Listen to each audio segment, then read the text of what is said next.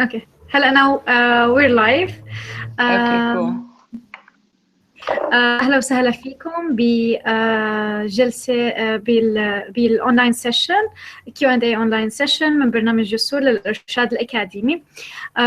جسور هي منظمه غير ربحيه انشأها عدد من المغتربين السوريين مسجله ببريطانيا، الولايات المتحده الامريكيه وكندا.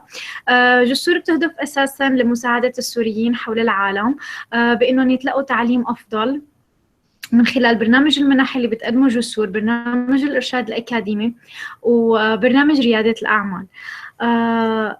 هلأ حنحكي بهي الجلسة عن دراسة الإعلام. حتكون معنا تمارا. تمارا تفضلي، فيك تعرفي عن حالك. اوكي cool. بس راح احكي بالانجليزي if that's okay. Sure. So hi, my name's Tamara Rasamni. I'm Lebanese, born and raised in Lebanon, and I moved to Syracuse, New York, which is upstate New York, and just graduated in May with a double degree in international relations and newspaper and online journalism. So hopefully my personal experience and things can kind of help you guys and answer any questions you guys may have. اوكي كمان معنا زينة. زينة تفضلي، بتحبي تعرفي عن حالك؟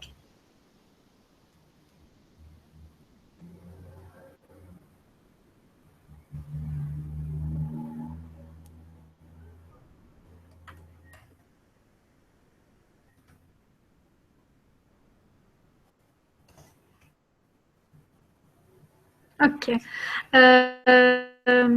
طيب تمارا، فيكي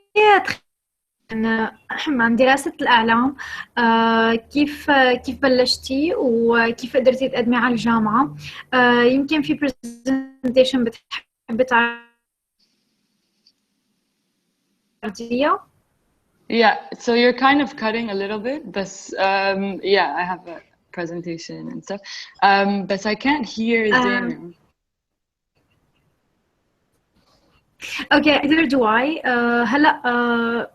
هلا لبين ما تعملها fixing التكنيكال بروبلم بعدين بنقدر نسمعها.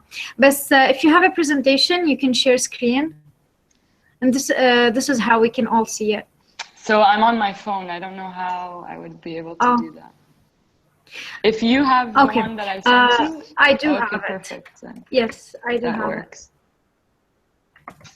Okay, just hold on a second. Yeah, take your time.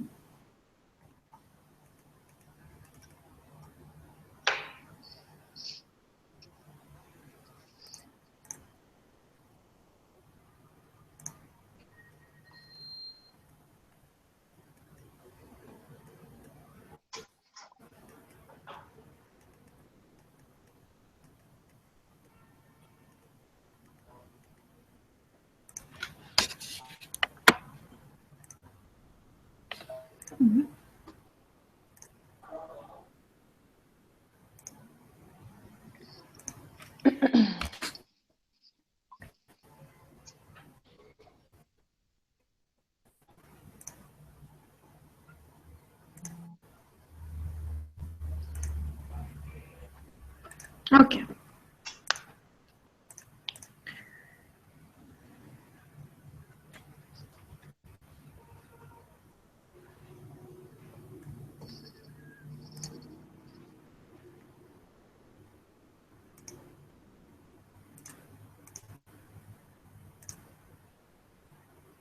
طيب هلا انا حاعمل شير سكرين وبس لما بدك يعني اقلب بس قولي لي اقلب. اوكي اوكي شكرا.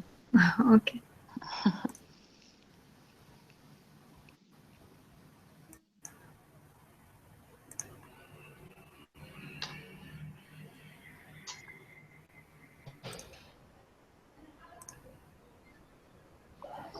اوكي. All right. So the date's a little bit old, but anyways, October 8th. And can you go to the next one? Perfect. Okay. So before I start, I'm going to talk about my... Oh, hi. Now we can see Zaina. Cool. Can you guys hear me? Yes, we can hear you well, Zaina. زين نحن هلأ بلشنا حتحكي تمارا شوي عن البرنامج، عن دراستها وخبرتها، وبعدين حننتقل لعندك تعرفينا شوي عنك وتحكي لنا.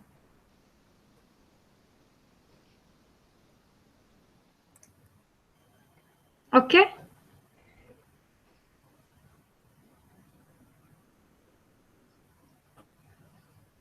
I think it froze short. Okay, it's okay, Tamara. خلينا. Okay, I'll go. We can start. All right. So yeah, like I was saying, I was born and raised in Beirut, Lebanon, and then I attended Syracuse University in Syracuse, New York, and graduated this May.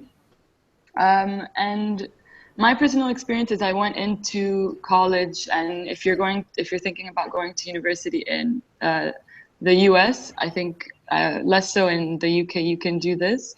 You can kind of go in undeclared without a specific major and just see what you personally like and enjoy. So that's what I did. And then I realized I really liked journalism and, international affairs, current events, politics, things like that. So then I did 1 year of just undeclared, taking classes that I liked, and then transferred from one school to another, which is called an intra-university transfer, to the journalism school. So that's like a pro, there are pros and cons to this, which if you're applying to, you can either, apply straight to a journalism school, which is also good, or if you're maybe not necessarily happy with your grades, I was like an average-ish student, and I wanted a chance to get better grades so I could get into the school. That's also a good thing. And then my work experience includes working for the Daily Star in Lebanon and Executive Magazine, which is also a magazine in Lebanon that's on business and economic policy in Lebanon and the Middle East. And then just extra things going on campus. So trying to get experience in writing and writing for student-led, newspapers, magazines, things like that. And then next, if you're thinking of kind of going into media and communications or media and journalism, these are a few things. So like, how do you know journalism is for you? I'm going to talk about that. Some of the core principles of journalism and, how it impacts, the world in which we live. And so, could you go next? And so to kind of answer the question, is journalism for you? If you have a basic, decent writing skills, and I say decent because you don't really necessarily need to be a great writer to go into a career in journalism. You just have to have certain, characteristics for it. So a baseline of writing skills, because most of what you'll be doing is learning specific skills and specific types of different writing according to what kind of news or what kind of, journalism career you'll be going to. A curious mind, because, if you question things that happen around you every day, then you're perfect for it, because most of what you'll be doing is, asking people questions and talking to people and getting questions that, the public might want to know, but can't ask. So you're that leeway from the public to people in power. You're the one who's supposed to ask those questions that people are either too afraid to ask or can't ask themselves. Skills, because that's literally all you'll be doing is communicating with people, getting different stories, and getting to know people from different places around the world and things like that, and the ability to work well under pressure, because you'll have extremely tight deadlines where you'll be assigned to something and then have to have a really quick turnover and quickly produce an article or a video or whatever it may be. And ethics, because it's you have to be ethically responsible when you're a journalist. And so those are kind of the core things I would say to help you understand if journalism is right for you. And then this is kind of, if you go to school, like journalism school, at least in the US, this is what you'll be learning, kind of thing. There are 9 core principles of journalism. The first one is to tell the truth. The first loyalty is to the citizens, so the public. the general public. And the essence of journalism is verification. So it's not just taking information and spreading information. It's taking information, fact-checking it, making sure that it's, you know, as accurate as possible, getting all like the context that makes it the most accurate, and then kind of publishing that. And to, you know, maintain an independence for those that you cover. You can't really have a specific like relationship with something that you're covering, because you have to be independent and as objective as you can. And journalists must serve as an independent monitor of power, must provide a forum for public criticism and comment. So a place where people can discuss a variety of ideas, and you have to make the significant interesting and relevant. So it's not just taking information and putting it out there. It's, you know, making it something that people want to read, that they think is important, and, you know, it has to be interesting. And to keep the news, you know, in like proportion and make it comprehensive. And journalists have to have an obligation to personal conscience. So this is kind of where the idea of ethics that I was discussing comes into play. Tamara, I'm sorry to interrupt you, but could you clarify what you mean with journalists must serve as an independent monitor of power? Yeah, of course. So, I mean, so this is the ideal, and this is how, you know, journalism should be. It's not always the case, as we obviously know. And yeah, I mean, what I mainly mean by that is journalists can't kind of have a specific, let's say, example, relation with the government, where they're pretty much saying, like, you know, is it okay if we publish this? You know, they're kind of censored from the government, let's say.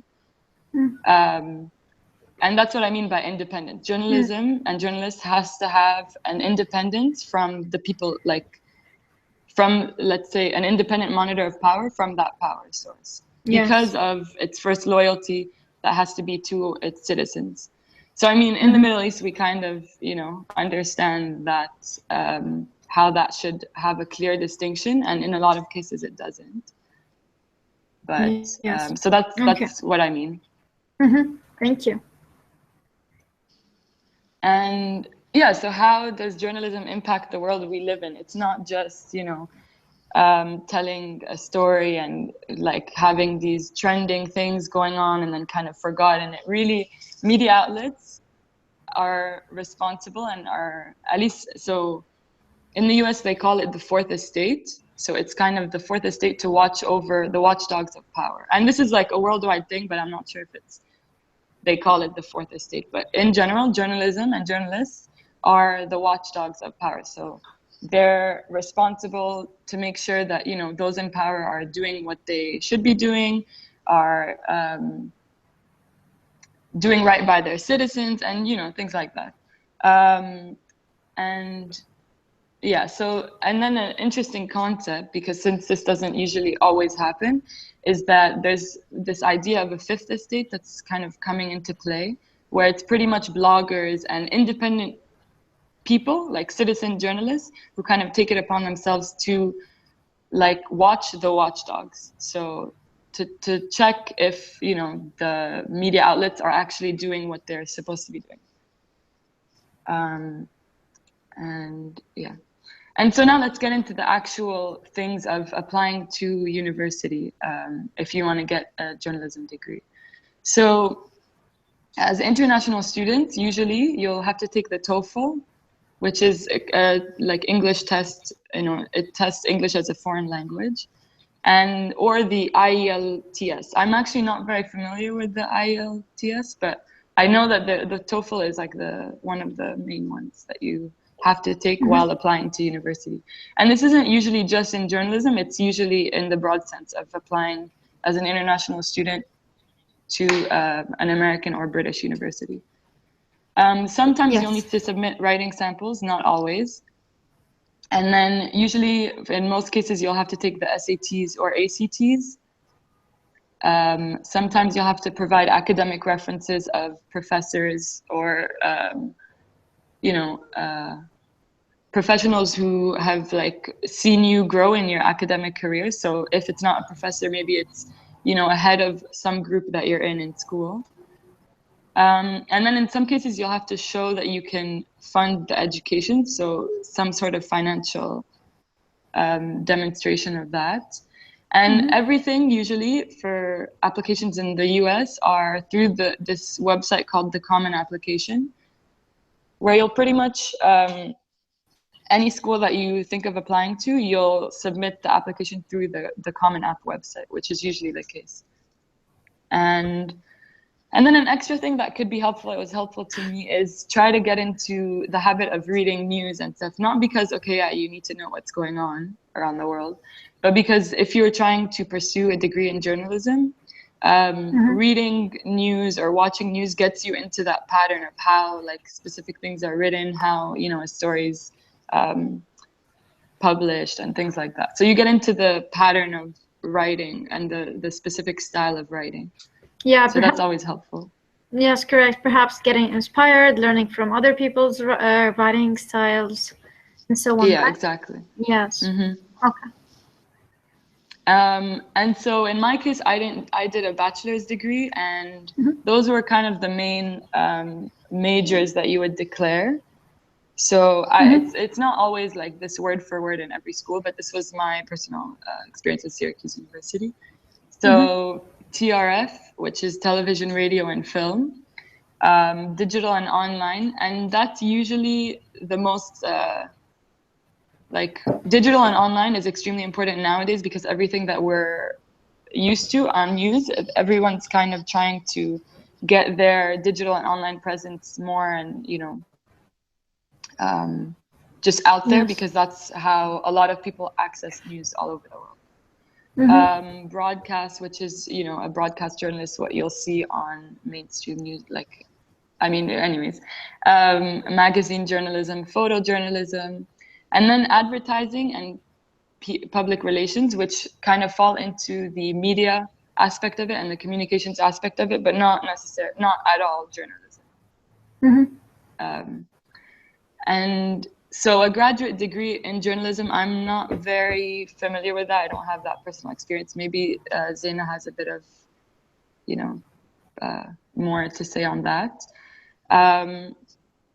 And so, yeah, the general focus when you'll be getting a journalism degree is you'll be focusing on writing, so improving your writing skills, reporting things. So in a lot of cases and in a lot of classes, you'll have assignments to go out into your local community and go and find a story and report on it, and then, you know, write something or video, like create a video, short, you know, documentary or something on it. Editing, which includes copy editing, so written work, editing like articles, editing video, and editing audio. So in a lot of cases, you'll become familiar with different types of software, which is always great.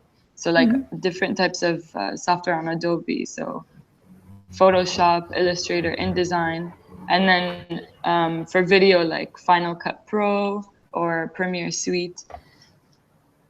Aspect of it is media law. So as a journalist, you become extremely liable to a lot of things. So let's say you publish a story that may not be true about something and it ruins their reputation. You can, you know, have you can get sued very easily. So a lot of the things that you will be studying are specific laws in the place where you're studying, and how like those laws, how you have to kind of be very specific and very careful with what you're writing. And this is where the process of verification and fact-checking comes into play. And then the history of journalism, how it came about, how it kind of got to where we are now, and ethics, journalism ethics. So this is just, feel free to read it, are just examples of courses that this is, in my case, I took. And then it's just, you know, it's just like to get a broad idea of some stuff, like classes that you'll be taking if you do pursue a journalism degree. And then the next one is, so that was print and online journalism, which mainly focuses on writing. And then this one is television, radio, film, which is entirely different and focuses on like you know, film writing, script writing, comedy. It's much more broad in terms of the film industry. Okay, so after you know, if you start studying journalism media, what else? Like, what do you do now? This is at least my case, and what I thought to do was, you know, try to find another major, something else, maybe a minor, that kind of complements your journalism degree to put you at a higher, like higher standard than, you know, anybody else who just has a journalism degree. So, and it depends what kind of journalism you're interested in. If you're interested in business journalism, you could maybe pick up something in finance or economics. If you're interested in politics, political science, or international relations. And then if you're interested in, let's say you like coding, or you like, you know, website development, you could pick up information technology, which is IT studies, and then kind of, so not only have the, you know, writing skills or production skills to make something and make a story, but also have the skill to actually set up a platform on which you can actually build that story and you know, publish it to the outside world. And then I would suggest trying, you know, to work as much as you can, like getting internships and stuff as a college student. In the summers is most likely when you'll be able to do it.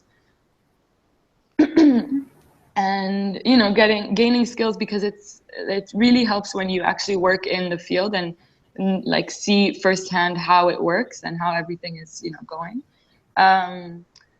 And so on campus, you'll be exposed to so many different groups, so many different clubs. And I would suggest like getting involved in those and kind of getting out of your comfort zone and going, maybe volunteering or writing for the school newspaper, for the magazine. If you're into, you know, broadcast, going and working with the student-run news or TV stations. And then just getting outside in your communities and even independently, like finding a story and going with it. So yeah, this will definitely put you, you know, at a higher step than, and get you more acclimated to, you know, the real world experience and stuff like that. So that's kind of it. Thank you for listening. Hopefully this was helpful. And yeah, let me know if there are any questions or anything. Oh, and if you need to, you know, contact me personally, that's my email, so go for it. Thank you so much, Tamara. That was really helpful. Now I think that I want to go study journalism as well. You made it really interesting. It has so many information, and the section where you listed the things that makes you want or discover yourself to study journalism is really interesting. Thank you very much for all the work you've done. Thank you for having me. Thank you for being here. Well, now you mentioned that usually we have to take the TOEFL or the IELTS before applying. Do you have any idea what score do they require? So I actually don't. I can look that up. So I went to an English, you know, American school in Lebanon. So I didn't actually have to do it to take the TOEFL. So sometimes you can be exempt from taking it. Let me actually see that. Okay. Second. Oh, okay. So you can't get a TOEFL subscore of under 20. So anything over 20, that's actually all colleges. It says anything over 20 will be fine. Okay, this is and then interesting. with the IELTS, it's nothing under 6. Oh, okay. Okay.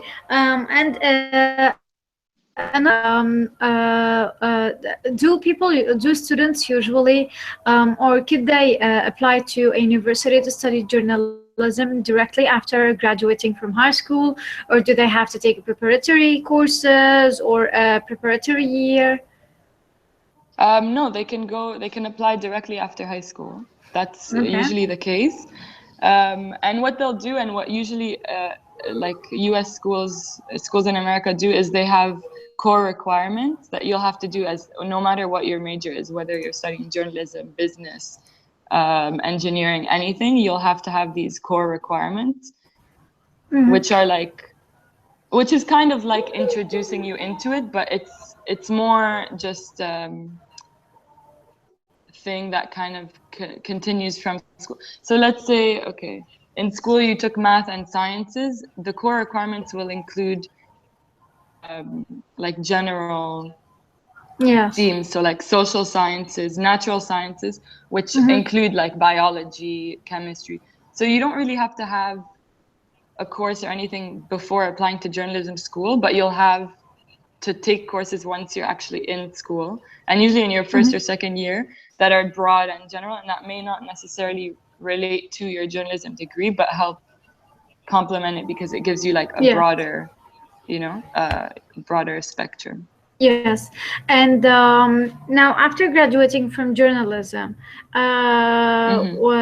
what's done, or what kind of career path does it allow you to go through?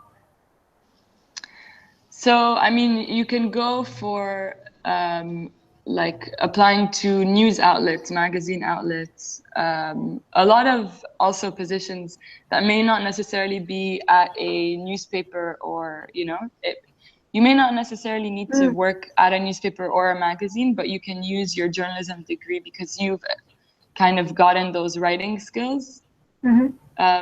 Everyone needs somebody to tell their story. So it may not necessarily be, you know, you're going into the field of journalism, but you can kind of go, let's say, work for a nonprofit and write on their field work in different countries and stuff like that. So it's kind of broad because you've gained those writing skills and production skills that a lot of people may not have. It puts you at a higher advantage. This is very interesting. And you just told me that you're working as a freelancer. So how do you say that this is your career?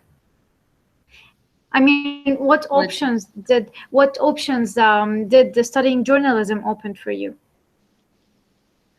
Okay, I mean, it opened a lot of options in the sense that I like pretty much, if I see something, you know, an interesting story developing, I can go and actually cover it myself, kind of thing. But yeah, so right now I'm freelancing and applying to full-time positions. And those full-time positions aren't necessarily, the ones I've been applying to, aren't necessarily news outlets. So I've been applying to like non-governmental organizations that would use my journalism skills and like that would, you know, use them to actually help with their mission. If that, I'm not sure if I'm answering your question properly. You are. Does that answer? Yes. Thank you, Tamara, very much. It's really interesting what you're saying. More questions? Yeah, go for it. Take your time.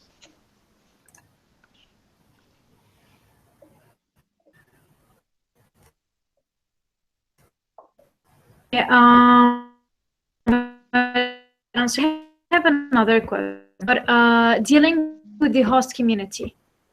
How do you advise international students who are coming from different communities to integrate with the community, to you know, deal with other students, make friends, and adapting to the new environment they're going to live in? Yeah. So that's a really great question. When I first moved, I had a lot of, you know, not trouble, but it was very hard to kind of feel at home and find my group of people I felt super comfortable with. But what I would mainly suggest is really, like, you're in an environment not to isolate yourself and find people who are exactly like you.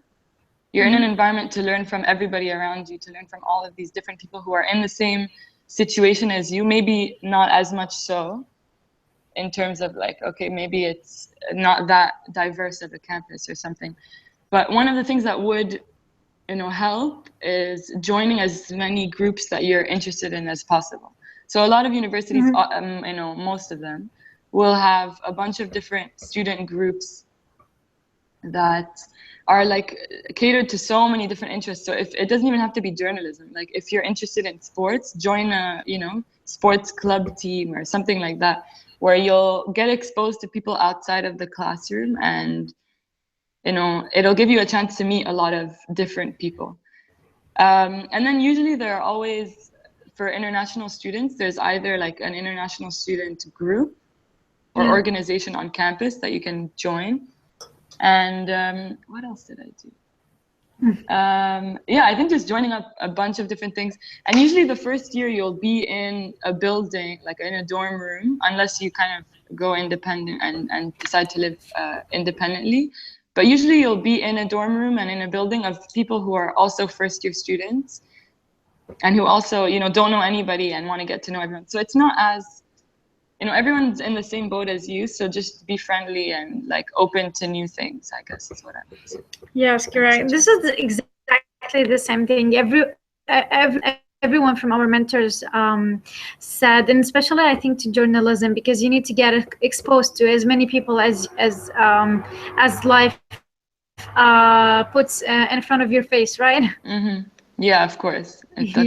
That's mainly what it is. Yeah. Yes. I think you're studying a very. I just love journalism more after you gave your presentation. Good. I'm glad. Basically, you answered all the questions, and I'm really thankful for all the effort you put into it. So just like you said, if anyone has another question, maybe we can direct it. Maybe we can direct it to you. Yeah, of course. Yes. Okay, so now we're done. Unless you want to add anything. I think I'm good. Nothing to add. Thank you so much for having me. It's been really fun. I hope I helped. And yeah. You did. You did actually. خلصنا الأونلاين سيشن ببرنامج الإرشاد الأكاديمي، كانت عن دراسة الإعلام. تمام. حكيت فيها كتير نصائح عن دراسة الإعلام بشكل عام، كيف ممكن تعرف إنه هذا الفرع مناسب لك أو لا، وشو هي الشغلات اللي أنت اللي الطالب بيضطر إنه يقدمها قبل ما يقدم على دراسة الإعلام. طبعاً آخر شيء أي حدا بيحب يتواصل مع برنامج الإرشاد الأكاديمي فيه يفوت على الصفحة، موجود الإيميل الخاص فيه، وممكن أي حدا عنده سؤال ممكن يكتب لي إياه، ممكن أنا أبعته لتمارا، أو هي already حاطة أسئلة، أو فيك تقدم على برنامج الإرشاد الأكاديمي، بتم وصلك مع مرشدين أكاديميين ممكن ينصحوك بكيفية التقديم للجامعات الأخرى. بس شغلة بحب مرة تانية أكد عليها، برنامج الإرشاد الأكاديمي ما بيقدم منح، ولكن بيساعد الطلاب الموجودين سوريا أو خارج سوريا أنهم يبحثوا على منح، بيساعدهم عن طريق مرشدين أكاديميين بأنهم يتعرفوا أكثر على كيفية التقديم على هي المنح. برنامج الإرشاد الأكاديمي فيكم تشوفوه على الموقع. شكرا كثير لك تمارا مرة تانية. شكرا. شكرا. باي باي. يلا باي.